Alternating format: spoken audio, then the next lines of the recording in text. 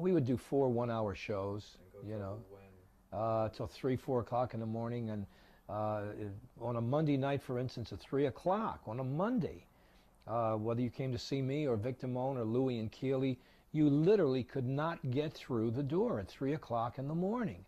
And forget what would happen on the weekend, but from Monday, Tuesday, Wednesday, Thursday, you couldn't get in the door. I was working opposite Louis Prima, and we would do 6 shows apiece. Half-hour shows, half hour on, half hour off. Yeah. And What time did you finish in the morning? I would go from 12 o'clock until 6 in the morning. I did 3 shows a night.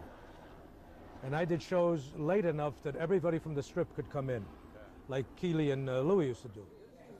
Well, we started, when we first came, it's like from 2 to 8 in the morning. And then it mellowed back. It got from 11 to 5 for a long time at the Frontier. Back then, you know, like when you go to see Louie, he might start, for example, or Mary Kay Trio or the Characters. They would start like around midnight back then, midnight or 1 o'clock. They go to about 6 or 7 in the morning, man. And you know, and as the night progressed into the morning, the crowds would intensify. They'd stay in the lounge and have breakfast. So the in thing was to leave in at daylight, and the place would be packed. When I started here at the Sands in 1953, I started at 1 in the morning because the main act didn't start till 1 in the morning. In those days, it was packed at 7 in the morning. Your last show was at 6 o'clock in the morning. You did 5 shows a night, and at 20 years old, I didn't mind it because it was party time for me every night. And our last show at 6 in the morning was crowded. The place was, because the town was so small, there was only like 30,000 people living here. And all the dealers and everyone would get off work, and they had nowhere to go because there was nothing anywhere. So they would all flock into the lounges, dealers, showgirls, pit bosses. So every night at 6 in the morning, you'd have a full lounge just with employees from all the hotels. And you'd do all your inside material, you know, you do all your stuff that you would do for the employees. So your last show at 6 in the morning was a wild show.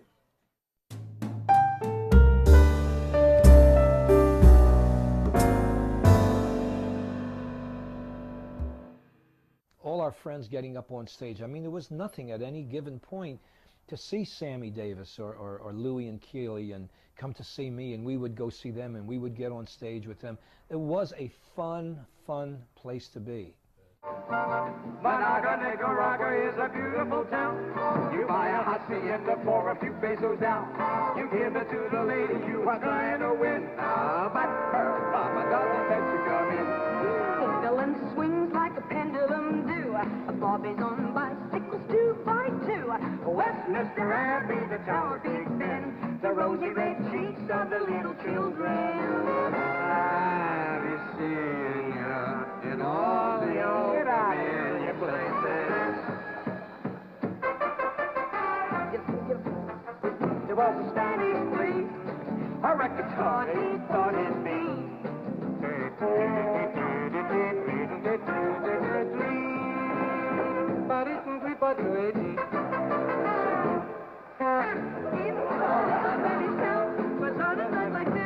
South of the border, down the peekaboo and down, was on a night like this, down Mexico way.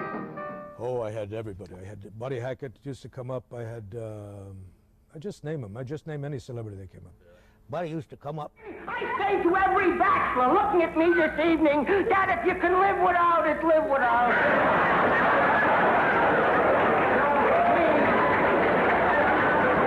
I couldn't live without it, you know. I mean, I really wanted to get married. And that's the only way to get married, not because your friend is happy. You gotta really want to get married. And I really wanted it. And I got it. End my act by laying on the stage, you know. And then I would look over, and I never knew who was laying next to me. I could lay over, anybody could be. The biggest star, Dinah Shore would come up. This one would come, Phil Harris came up. Sinatra came up, you know. Yeah. And I had them all get up. Yeah. I had Harry Belafonte used to come and play the drums. I had all the singers come up. It was just fun times at that time in Las Vegas. I mean, they'll never see fun times again like that. Well, I remember when Buddy Greco and I worked here many years ago at the Sands. One night on stage, I had Sammy Davis Jr. on drums, Jerry Costanza on conga, Nat King Cole on piano, Martin and Lewis and the Ritz Brothers all on stage at one time with me. Because back in those days, all the performers would come up on stage with you every night. Sammy Davis would get done his show, and every night he would come on stage with me. And Jerry Lewis was always on stage with us. And all the performers would come up and perform with us. All the great acts like the Treniers, myself, they would always have people on stage, you know. I talk to my baby. I love you like. I talk to my baby. Don't see you cry. Oh, she don't cry. Shake her hand, shake her hand. Shake her hand, shake her hand. Shake her hand, shake her hand.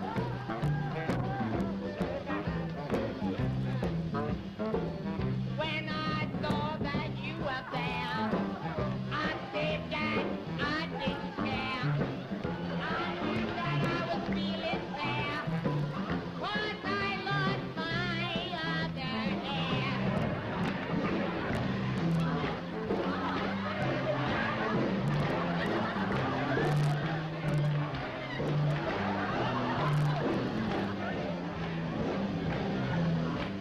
Well, did you love to be? Don't ever be afraid. I'm very tired now. I love to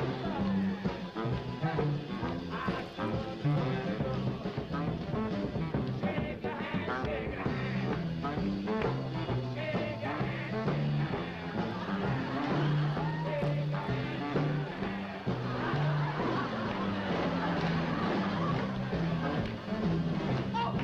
oh, yeah!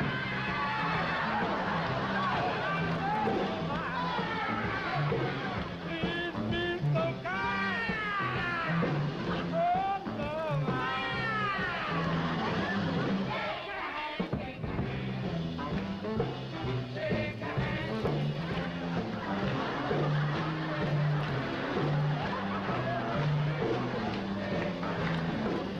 Oh yeah, a lot of kibitzing. That's what was so wonderful about that era. It was very loose. You couldn't do it in the main room. You couldn't, well, although that had been done also, but musicians would come in and sit in with us, or comics would get on stage, and it would just be bedlam.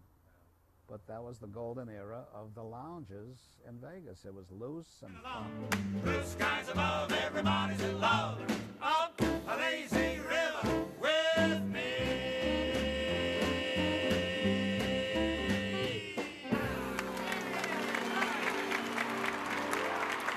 One more time, Hold it! Hold it! If he does that again, I'll punch him a shot in the mouth. Hold it. I just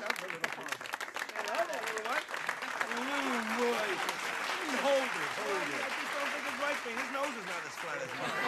I tell you what, now that I'm in, it's like a group here now. Right. Now, one more time. All right. Fair enough. A lazy, lazy river in the midday sun. You linger in the shade of a palm tree. I'd like to say, hey, you. A lazy river where the robins song so low, and we can get along. Hey, blue skies above, everybody's in love. Go up a lazy river with me.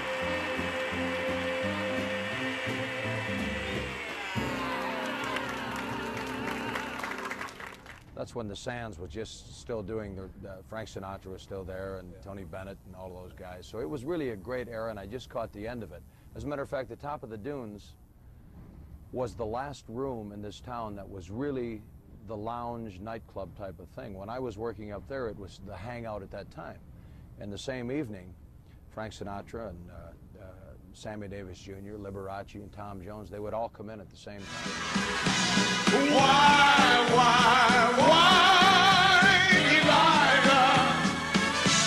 was working at the Golden Nugget, and they were saying, hey, Sinatra and Dean Martin had just opened the room together, and they said, they're going to come into the show tonight. And we said, yeah, okay, they're always going to come into the show, you know, but they've got other things to do. Well, sure enough, I see this little ant army coming through the casino, and they're walking right into the lounge, and I'm sitting at the bar. I was wondering, there's these 12 seats right around the front of the stage left empty. And Frank Sinatra and Dean Martin and Diana Ross came in. It was so intimate, and the sound was absolutely phenomenal. The musicians were just the best that I could. Everything was right. And they were so close to the stage that Dean Martin was resting his foot on the stage, you know, and I'm just standing there leaning on a piano, and I mean, that's close. And everything went perfect. And I just, you know, when I went into Tony Bennett, they just fell apart. For once in my life, I have someone who needs me.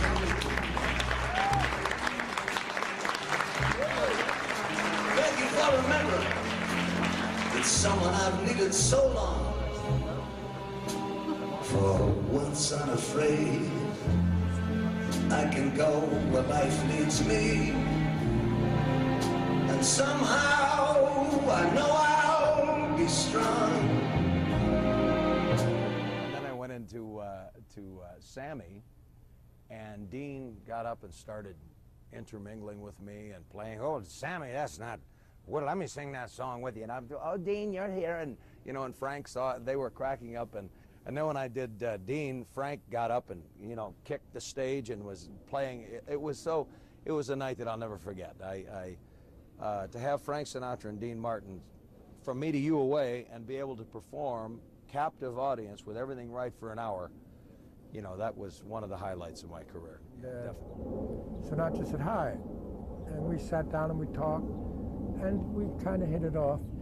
Well, he was at the Sands and I was in the lounge, and I wasn't allowed to start my show, my last show, until he finished his show so he could come into the lounge.